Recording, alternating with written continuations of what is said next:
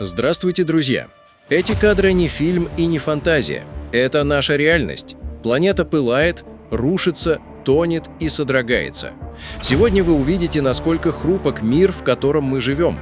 И предлагаю начать наш выпуск с Индонезии, где произошла целая серия катастрофических событий.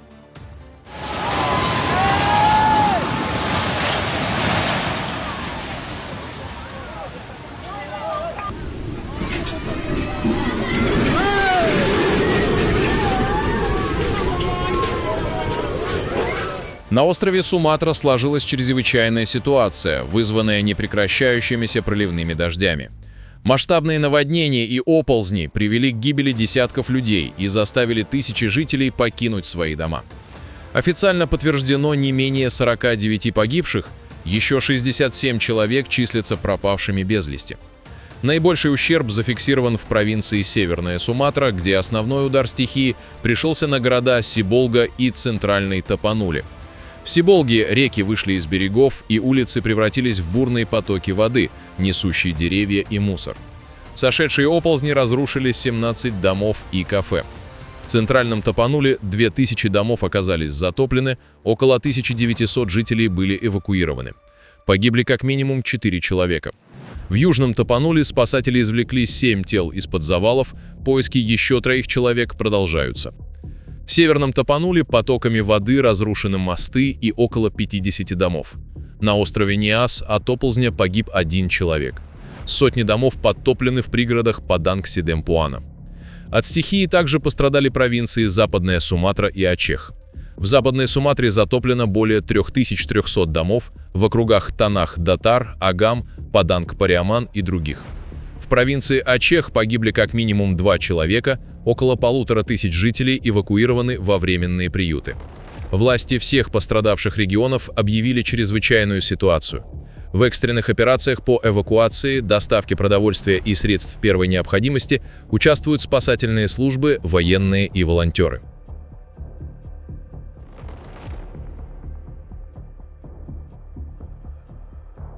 Вчера у западного побережья Индонезии произошло мощное землетрясение магнитудой 6,6. По данным геологической службы США, землетрясение произошло в 11:56 по местному времени. Эпицентр располагался в море в 46 километрах к западо-северо-западу от города Синабанг, расположенного на восточном побережье острова Семиуле. Глубина очага составила около 25 километров, что считается умеренно неглубоким залеганием. Толчки ощущались по всему региону, включая материковую часть Суматры и соседние острова. Жители Синабанга сообщали, что в кафе тряслись столы, в магазинах с полок падал товар, многие люди в панике выбежали из зданий на улицу. Хотя серьезных разрушений удалось избежать, на острове Семиуле, который оказался ближе всего к эпицентру, несколько зданий получили повреждения. Пострадала местная мечеть и офис общественного здравоохранения. Сообщений о погибших или серьезно пострадавших не поступало, несколько человек получили легкие травмы. Инцидент в очередной раз напомнил о том, что Индонезия находится в зоне Тихоокеанского огненного кольца, где сейсмическая активность является постоянной угрозой.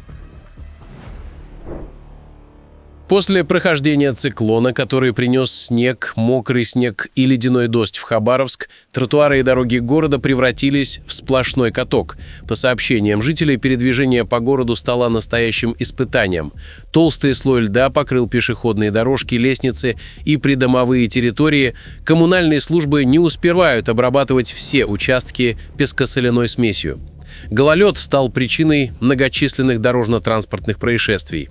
Управление МЧС по региону рекомендовало водителям соблюдать скоростной режим и дистанцию, а пешеходам быть предельно осторожными при передвижении и переходе проезжей части. Власти города и дорожные службы работают в усиленном режиме, пытаясь справиться с последствиями ледяного дождя и обеспечить безопасность передвижения по городу. В Смоленской области продолжаются масштабные работы по ликвидации последствий неблагоприятных погодных условий. Мощный снегопад и налипание мокрого снега привели к технологическим нарушениям на энергообъектах и обесточиванию ряда населенных пунктов. Для устранения последствий стихии были мобилизованы значительные силы энергетиков компании «Россети Центр».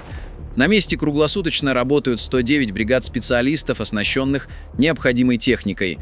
Основные проблемы связаны с обрывами линий электропередач из-за тяжести налипшего снега и падения веток деревьев.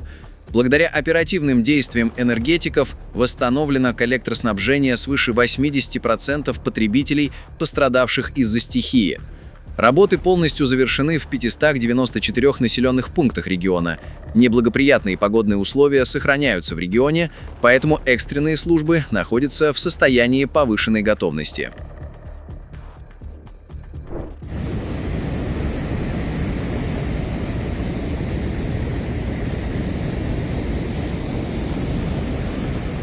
Сочетание сильных дождей и таяния снега привело к масштабным наводнениям в центральных регионах Словакии. За 24 часа в некоторых районах выпало более 71 мм осадков. В Зволине и окрестностях реки Гарон, Слатина и Нересница стремительно поднялись и местами вышли из берегов. В городе Зволин вода вплотную подошла к жилым домам. Была объявлена готовность к возможной эвакуации. В соседнем городе Сляч мощный поток воды хлынул в город с двух сторон – из переполненного Сельницкого ручья и со стороны местного аэропорта. В результате были затоплены 5 улиц, частные дома, подвалы, склады и территория аэропорта. Наводнение парализовало также ключевые транспортные артерии региона. Участок дороги между Зволином и Баньско-Быстрицей был полностью затоплен. Движение транспорта пришлось перенаправить на платную дорогу, которая была временно освобождена от платы за проезд. По данным спасателей, к вечеру среды ситуация частично стабилизировалась, однако нанесенный ущерб оказался значительным. Метеорологи, в свою очередь, предупреждают о новом вызове. В регионе ожидается резкое падение температуры воздуха, что может привести к гололеду. Друзья, если вас тоже не оставляют равнодушными подобные события, поддержите видео лайком и подпишитесь на канал. Напишите в комментариях о том, что происходит в вашем регионе.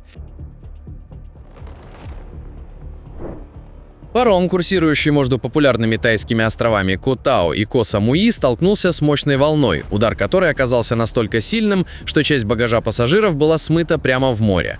В результате инцидента многие туристы лишились своих вещей. Инцидент произошел на фоне неспокойной погоды в Сиамском заливе. По имеющейся информации, причиной произошедшего стала небрежность команды судна.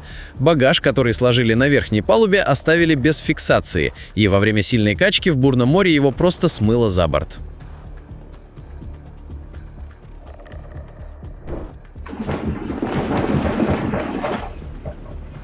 Землетрясение магнитудой 6 произошло в районе Уиллоу на юге Аляски. Подземные толчки были отчетливо ощутимы в крупнейшем городе штата Анкоридже и других близлежащих населенных пунктах. По данным Геологической службы США, эпицентр располагался в 44 километрах к западу от Биг-Лейк в округе Матануска-Суситна, примерно в 64 километрах к западу-северо-западу от Анкориджа. Глубина очага землетрясения составила 83 километра. Благодаря значительной глубине землетрясение не вызвало серьезных разрушений на поверхности. Информация о пострадавших или значительном материальном ущербе на данный момент не поступала. Угрозы цунами в результате этого события не было. Несмотря на отсутствие серьезных последствий, землетрясение вызвало беспокойство у жителей региона, которые регулярно сталкиваются с сейсмической активностью, но редко ощущают толчки такой силы.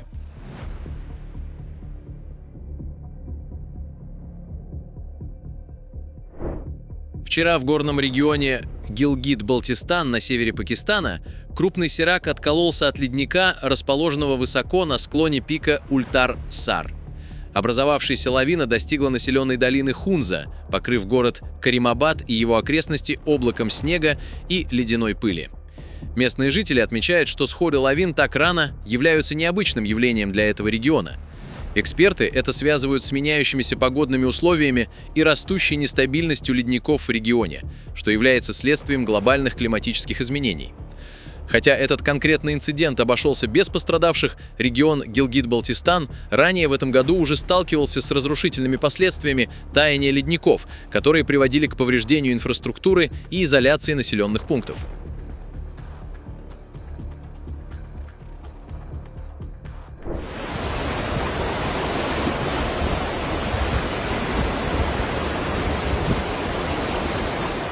Сильные ливни, вызванные приходом холодного фронта, привели к внезапным сильным наводнениям в городе Рейноса в мексиканском штате Тамаулипас.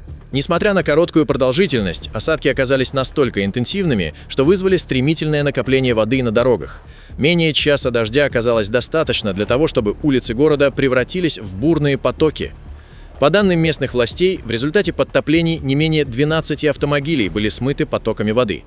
Одним из первых объектов, пострадавших от наводнения, стал учебный центр. Вода быстро проникла в помещение, достигнув уровня 30-50 сантиметров в коридорах и классах.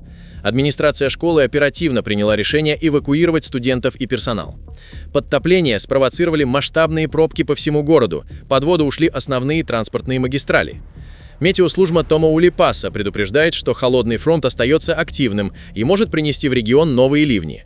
Все экстренные службы работают в усиленном режиме. Жители просят воздержаться от поездок по городу до стабилизации погодных условий. Холодный фронт, пришедший с северо-запада, принес обильные снегопады на восток и в центральные регионы Франции. По данным Национальной метеорологической службы Метео Франс, предупреждение желтого уровня снег-гололед действовало в 14 департаментах. С учетом дополнительных рисков, лавин, паводков и сильного ветра, количество департаментов, находящихся в режиме повышенной готовности, достигло 35. Граница снега опустилась до отметок 400-700 метров, что не характерно для этого времени года. Наибольшее количество осадков за 24 часа выпало в регионе Савойя. На высоте 1850 метров снежный покров достиг 80 сантиметров. В связи с этим префектура Савойи призвала жителей и водителей к максимальной осторожности на дорогах. Также был повышен риск схода лавин на высотах свыше 2000 метров. Спасательные службы настоятельно рекомендуют избегать зон вне горнолыжных трасс. По сообщениям властей, ситуация остается под контролем, обошлось без серьезных инцидентов.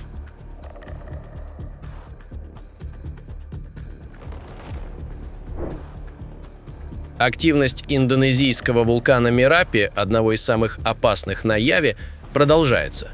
В среду было зафиксировано несколько сходов раскаленных пирокластических потоков. Эти чрезвычайно опасные и быстро движущиеся турбулентные потоки состоят из смеси горячих облорков горных пород, вулканических газов и воздуха. Потоки прошли по руслу реки Кали-Боинг на юго-западном фланге вулкана. Эффузивное извержение вулкана сохраняется. Уровень опасности для Мерапи остается на 3-й отметке из 4. Центр вулканологии и снижения геологических рисков настоятельно рекомендует о необходимости оставаться на безопасном расстоянии от 3 до 7 километров от вершины, в зависимости от местоположения. Сильнейшие проливные дожди, обрушившиеся на южные провинции Таиланда, привели к катастрофическим наводнениям, которые уже унесли жизни 33 человек. Стихия, продолжающаяся с середины ноября, затронула около 2 700 000 человек и нанесла колоссальный ущерб ключевым отраслям экономики страны. Наводнения стали одними из самых разрушительных в истории региона. В провинции Сонгхла и ее коммерческом центре Хатьяй уровень воды достигал 2 метров, тысячи людей оказались заблокированными на крышах своих домов. Среди 33 погибших – жертвы утопления, поражения электрическим током из-за оборванных линий электропередач и оползней, вызванных перенасыщением почвы влагой. Последствия стихии критичны для инфраструктуры и экономики юга Таиланда. Затоплено более 980 тысяч домов, подтоплены сотни фабрик и 17 электростанций, что привело к отключению электроэнергии и остановке производства в регионе, который является ключевым для производства и экспорта каучука. Основные дороги в регионе остаются перекрытыми, запросы о помощи через соцсети приходят от 77 тысяч человек. Власти Таиланда развернули беспрецедентную спасательную операцию. Тайская армия задействовала около 200 лодок, 20 вертолетов и единственный авианосец страны Чакри Наруйбет, который используется как плавучий госпиталь и центр снабжения. Спасатели работают круглосуточно, доставляя гуманитарную помощь, а также проводят эвакуацию больных и пострадавших из зон бедствия.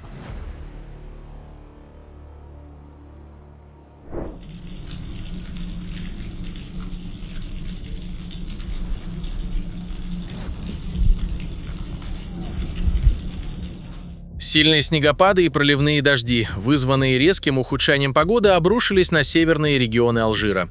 Непогода привела к транспортному коллапсу, изоляции горных населенных пунктов и масштабным подтоплениям в прибрежных районах.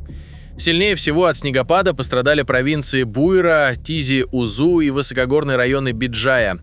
Толщина снежного покрова варьировалась от 5 до 20 сантиметров. Это привело к остановке движения транспорта и временной изоляции нескольких деревень.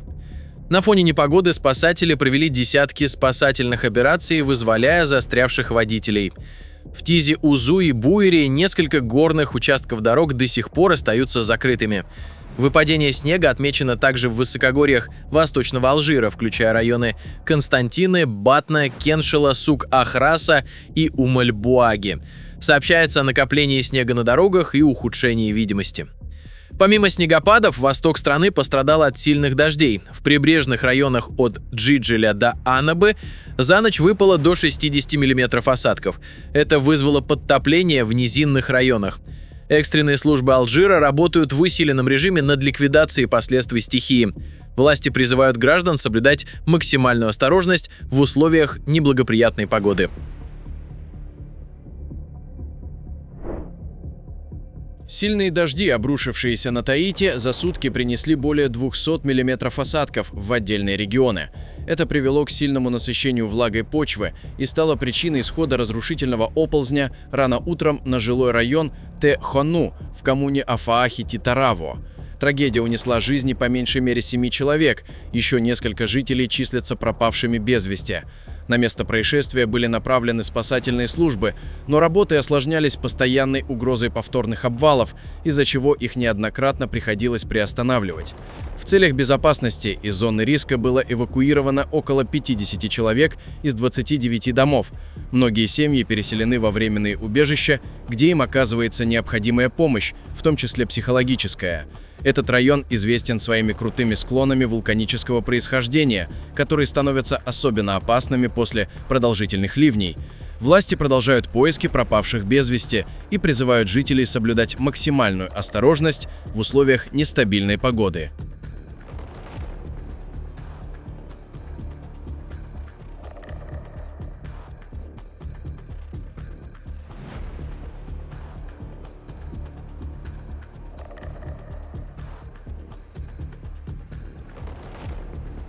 Друзья, на этом наш выпуск завершен. Будем рады видеть вас снова. Подписывайтесь и до встречи завтра в новом выпуске.